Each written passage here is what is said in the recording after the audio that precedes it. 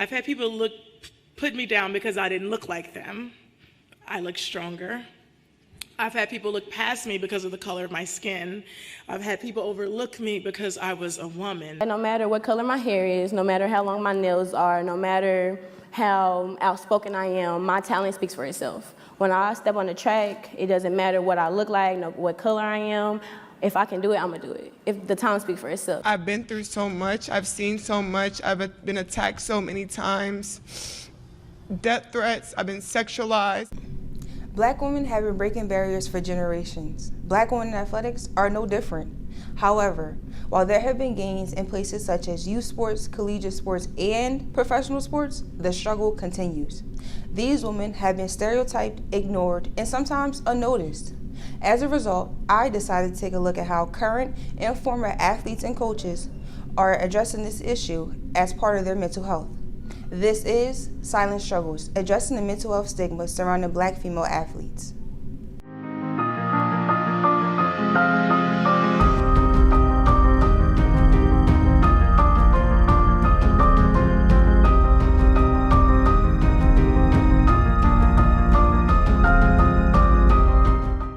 Mental health issues have always been a thing. It's just nobody ever talked about it, especially when I was in college. Even once I got to like the professional level, I don't even know that we ever had like a team psychologist or team therapist.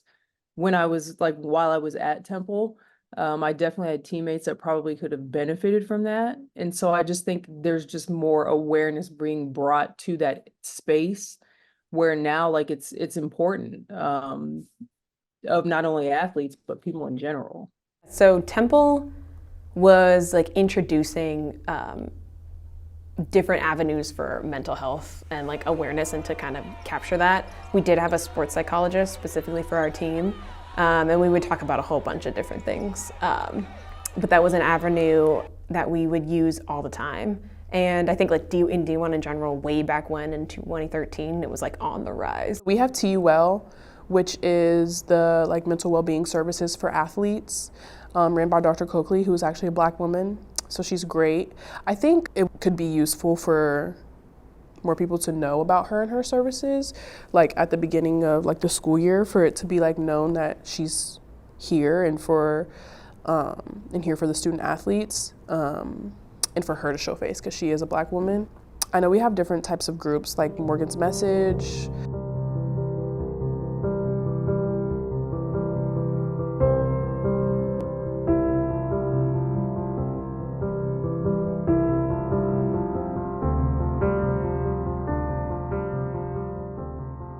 And so they do different fundraisers and have different meetings and talk about certain things.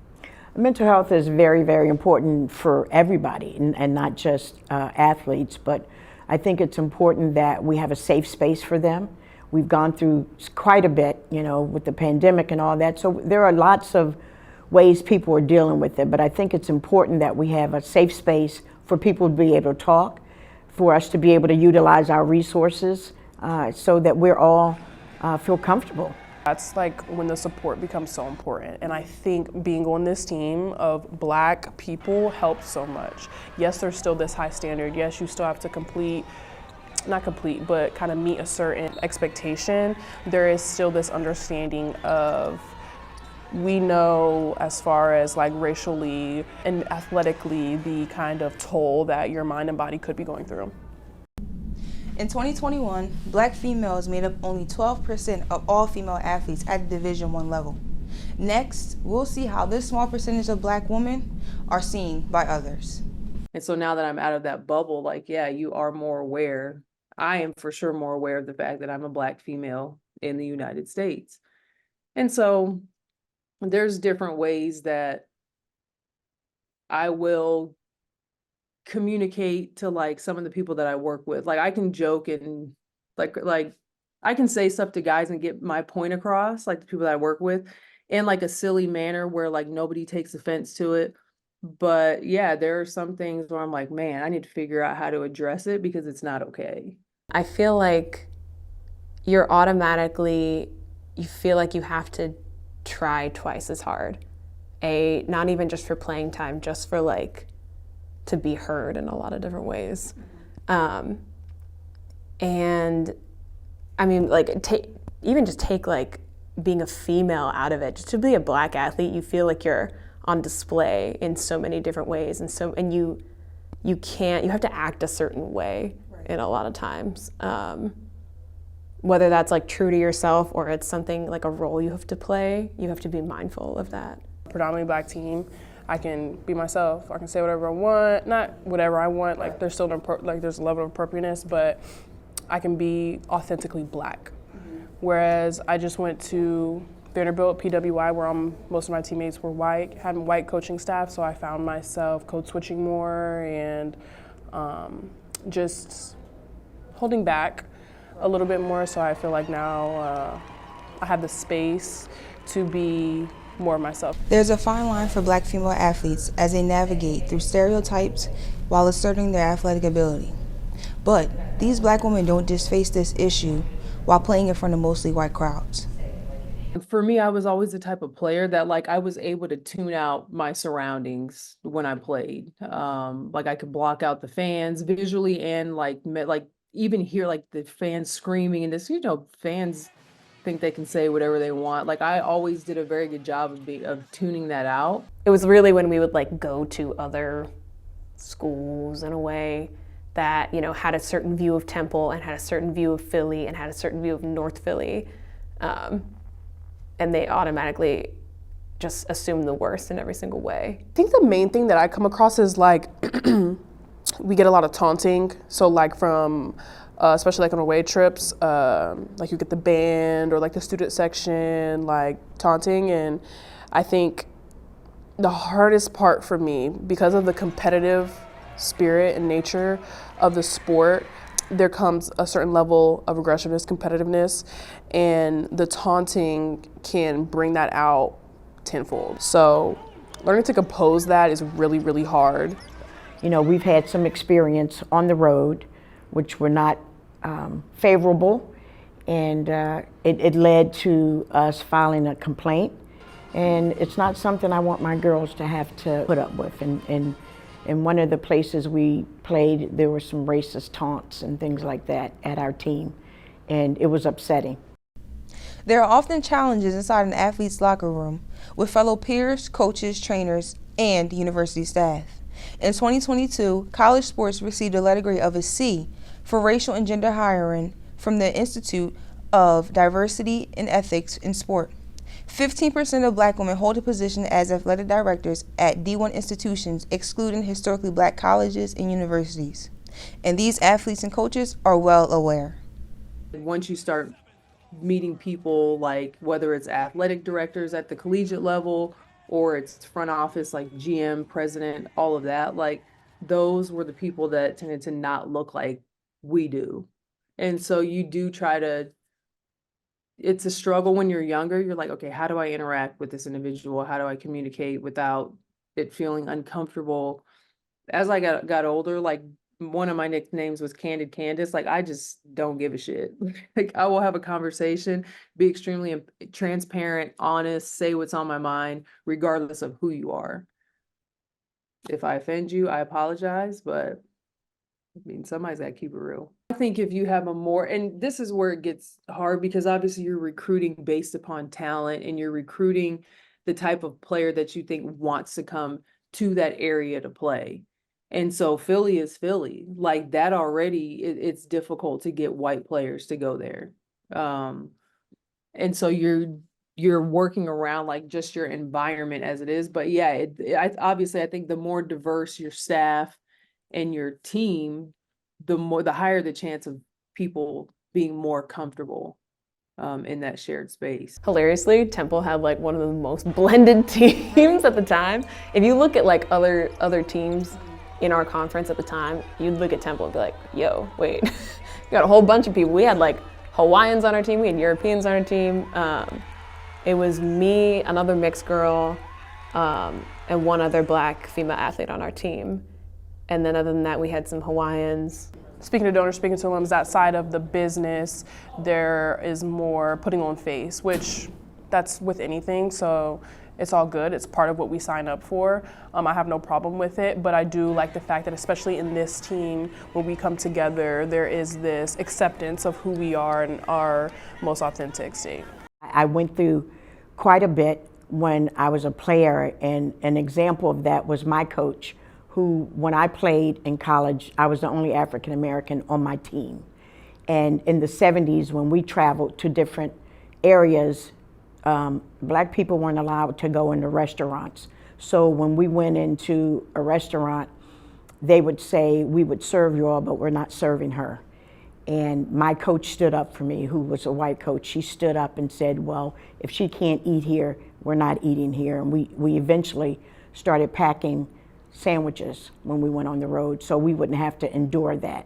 I know that feeling, but I also know that my coach stood up for me, and I want to be there for my student athletes too. If any of those things happen, I want to be there for them, just like my coach was for me.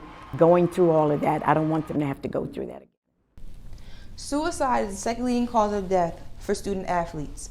Next, we'll take a look at how these black female athletes are continuing to grow and speak out about mental health despite discrimination and stereotypes. For me, the one experience that I can remember is in the WNBA, the season that we had to play in the bubble because of the pandemic and all of that. Mm-hmm. We were isolated to one area of a small high school campus, IMG Academy, which is in Bradenton, Florida. And you can't go anywhere. Everything you do is on that campus. You're seeing the same people every single day. There's no outlets away from basketball. And so for me, that was probably, I was probably like 14 or 15 seasons in at that point. And it was definitely a struggle. Like in hindsight, I wish that I would have taken the time to talk to somebody to find other ways to like decompress. Because then my on-court play suffered. Like I was away from my kids and get to see my kids for like 3 months. It was just a lot. Just for me, it was probably more of an ego thing. Like, nah, I'm not about to, I can figure this out on my own. So but yeah, they for sure had people in place for that. I think athletes in general are on they're on display all the time. So I think that we are given the avenues automatically to be able to speak our minds, and people will listen in some sort of way, even if it's just for a brief moment. I think now more than ever, female athletes are given the chance to kind of like have their role. You see the progression of the WNBA. Even in volleyball, now we have a female pro league here in the States, and it's blossoming. They're given a platform now to kind of speak their mind and speak on some issues. And with that, then we bring up the other marginalized groups of Black women, some group that is always marginalized in so many different ways. So yeah, I think now better than ever is really the time for female athletes, especially Black female athletes, to kind of take charge and bring to light a lot of different issues.